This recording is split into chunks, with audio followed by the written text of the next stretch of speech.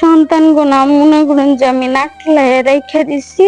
2 মাস আগে আমার স্বামী পড়ে গেছিল, গাছ থেকে পড়ে নিয়ে টাঙ্গাইল মেলা চিকিৎসা করছি, কিন্তু ওখান থেকে মনে করেন যে চিকিৎসা করার জন্য সে ঢাকা পাঠাইছে, টাকা করে চিকিৎসা করতে পারতেছি না। ভাগ্যের কাছে মানুষ কিভাবে ঠকে যায়, ঠিক তেমনি এক নির্মম বাস্তবতার শিকার 40 বছর বয়সী অসহায় যুবক বাপ্পারাজ।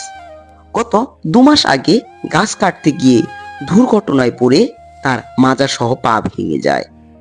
চিকিৎসার জন্য ইতিমধ্যে খরচ করেছেন প্রায় 40,000 টাকা, কিন্তু এখনো সুস্থ হতে পারেননি।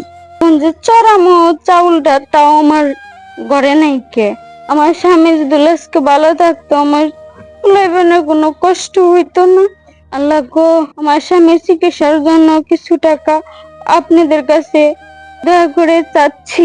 ডাক্তার বলেছেন উন্নত চিকিৎসার জন্য পঙ্গু হাসপাতালে নিতে হবে, কিন্তু টাকার অভাবে সেখানে নেওয়া সম্ভব হচ্ছে না। গত 15 বছর আগে তার বাবা মৃত্যুবরণ করেন। তারা 2 ভাই। অসহায় যুবকের স্ত্রী ও 4টি ছোট ছোট মেয়েকে নিয়ে একটা সময় সোনার সংসার ছিল।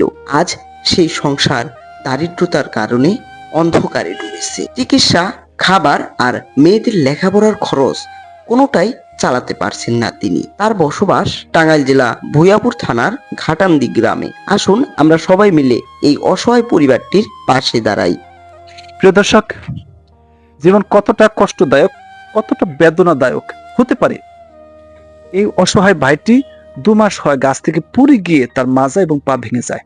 40,000 টাকা তার কাছে ছিল, সে টাকা দিয়ে চিকিৎসা করে। পরবর্তী ডাক্তার তাকে পঙ্গু হসপিটালে গিয়ে তাকে চিকিৎসা করতে বলেন, কিন্তু দুর্ভাগ্যজনক বিষয় হচ্ছে অর্থ সংকটের কারণে এখন পর্যন্ত তিনি পঙ্গু হসপিটালে যেতে পারেননি। এবং এই 4টি শিশুকে যে খাওয়াবে এই অসহায় ব্যক্তির পক্ষে এখন তার সম্ভব হচ্ছে না। তো সেই ক্ষেত্রে সকলের কাছে একটু অনুরোধ করব, একটি করে টাকা যদি আপনারা সকলে প্রিয় দর্শক এই অসহায় ব্যক্তিকে দান করেন, হয়তো আপনার একটি দানের কারণে, একটি টাকার কারণে এই অসহায় ব্যক্তিটি সুস্থ হতে পারে। তিনি হসপিটালে গিয়ে চিকিৎসা করে পঙ্গু হসপিটালে, তার পক্ষে অর্থ সংকটের কারণে এখন যাওয়া সম্ভব হচ্ছে না। এই অসহায় ভাইটির পাশে আমরা সকলের দাঁড়াই, সকলে তাকে বাঁচানোর জন্য সকলে এগিয়ে আসি। প্রিয় দর্শক, মানবতার হাত বাড়িয়ে দিই বাপ্পারাজ তালুকদার ও তার 4 নিষ্পাপ সন্তানের জন্য। আপনার একটু সহায়তাই পারে একটি পরিবারকে নতুন করে বাঁচার স্বপ্ন দেখাতে।